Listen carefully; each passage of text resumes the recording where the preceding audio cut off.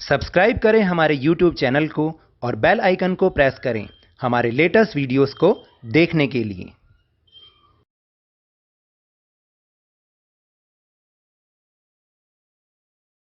Worksheet शुरू करने से पहले एक ज़रूरी इन्फॉर्मेशन, क्योंकि अब तो आप जान ही चुके हैं कि ये आपकी आखिरी वर्कशीट है और इसके बाद आपको कोई वर्कशीट नहीं मिलेगी। तो इसी संबंध में आगे क्या रहेगा मेरे चैनल पर, क्या प्रोग्राम आएंगे, कैसे आएंगे, तो इसके लिए मैं संडे 28 फरवरी को दोपहर 2 बजे अपने चैनल पर लाइव रहूँगा। आप मुझसे वहाँ पर कुछ अपनी जनरल क्वेरीज कर सकते हैं और जिनका मैं आंसर देने के लिए अवेलेबल रहूँगा। और इसके अलावा जो भी आप पूछेंगे और उसकी इन्फॉर्मेशन मेरे पास जितनी होगी मैं उसको भी देने के लिए तैयार रहूँगा। तो याद रखिएगा, संडे 28 फरवरी दोपहर 2 बजे। Hello and welcome to Lavneesh sir की क्लास। आज की ये शिक्षा निदेशालय राष्ट्रीय राजधानी क्षेत्र दिल्ली की वर्कशीट नंबर 89, जो कि कक्षा 10वीं के विद्यार्थियों के लिए है। यह ली गई है सामाजिक विज्ञान के इतिहास विषय से और इसमें हम एक बार फिर से पुनरावृत्ति कर रहे हैं इसके मानचित्र कार्य की।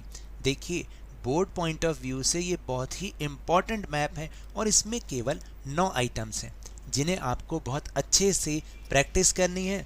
और इसको करने के बाद आपके 2 नंबर तो बोर्ड में पक्के ही हो जाएंगे, क्योंकि इन्हीं 9 आइटम्स में से केवल 2 आइटम्स पेपर में ज़रूर आएंगे।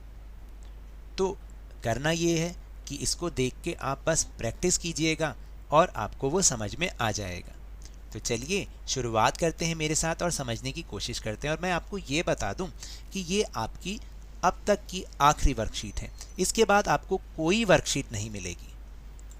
तो मैं ये उम्मीद करता हूँ कि मैंने आपको जैसा समझाया आपने वर्कशीट में समझा। अब आप अपनी तैयारी बहुत अच्छे से कीजिएगा और बोर्ड के एग्ज़ाम में बहुत ही बढ़िया मार्क्स लेकर आइएगा। तो चलिए देखते हैं कि ये 9 आइटम्स आखिर हैं कौन कौन से। तो भारत के राजनीतिक रेखा मानचित्र में आपको इन्हें दिखाना है। जैसे 3 तो अधिवेशन हैं, बहुत आसान है, याद करने में भी आसान है।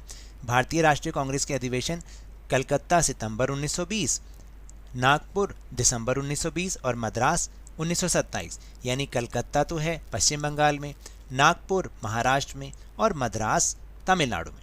फिर इसके बाद जो 6 आइटम है वो हैं भारतीय राष्ट्रीय आंदोलन के प्रमुख केंद्र हैं।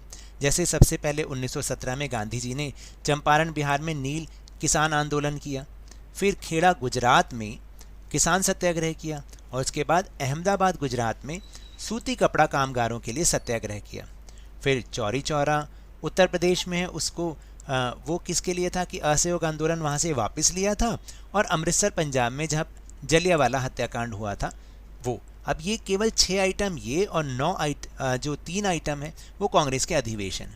इनको आपको मैप में भरना है और बहुत आसानी से आपको समझ भी आ जाएगा। चलिए अब हम देखते हैं कि मैप में इन स्थानों की स्थिति कहाँ पर है। तो ये है इनकी स्थिति। देखिए, पहले अधिवेशन, तीनों अधिवेशन कलकत्ता में सितंबर 1920 में, यहाँ पर मैंने ये एरो से पॉइंट भी लगा रखा है यहाँ पर ये।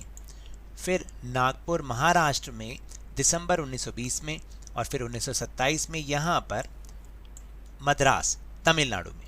इस तरह से ये सिर्फ ये 3 सेशन है जिनको आपको याद करना है अच्छे से। फिर उसके बाद हमने किया था स्वतंत्रता आंदोलन से जुड़े प्रमुख केंद्र, जिसमें हमने किया चंपारण बिहार, उसके बाद हमने किया खेड़ा गुजरात, अहमदाबाद गुजरात, फिर दांडी जहां पर सविनय अवज्ञा आंदोलन की शुरुआत हुई थी और नमक कानून तोड़ा गया था, और चौरी चौरा जहां से असहयोग आंदोलन वापस लिया गया, और अमृतसर में जहां पर जलियांवाला बाग हत्याकांड हुआ। इस तरह से केवल ये 9 आइटम्स हैं, इनकी आप प्रैक्टिस कीजिए बहुत अच्छे से, इनकी स्थिति देख लीजिए। और अगर आपको एग्ज़ाम में इनकी स्थिति याद ना रहे तो कम से कम उस स्टेट में तो ज़रूर आप पॉइंट लगा दें। तो ये तो थी आज की वर्कशीट। अगर मेरे इस तरह समझाने से आपको थोड़ा सा भी समझ में आया हो तो इस चैनल को ज़्यादा से ज़्यादा सब्सक्राइब कीजिए, लाइक कीजिए और बहुत ज़्यादा शेयर भी कीजिए। और हाँ, मेरे साथ इसी तरह आसानी से वर्कशीट को समझते रहिए, लेकिन ध्यान और मन लगाकर पूरी मेहनत और लगन के साथ पढ़ते रहिए और बोर्ड एग्ज़ाम में बहुत ही बढ़िया अंक प्राप्त कीजिएगा। लेकिन यदि आपको कोरोना वायरस को हराना है तो मास्क अवश्य लगा के रखिएगा और जब भी संभव हो जब भी उपलब्ध हो इसका टीकाकरण अवश्य कराइएगा, क्योंकि कोरोना को हराना है और ज़िंदगी को एक बार फिर से सुहाना बनाना है। इसी उम्मीद के साथ बहुत बहुत धन्यवाद।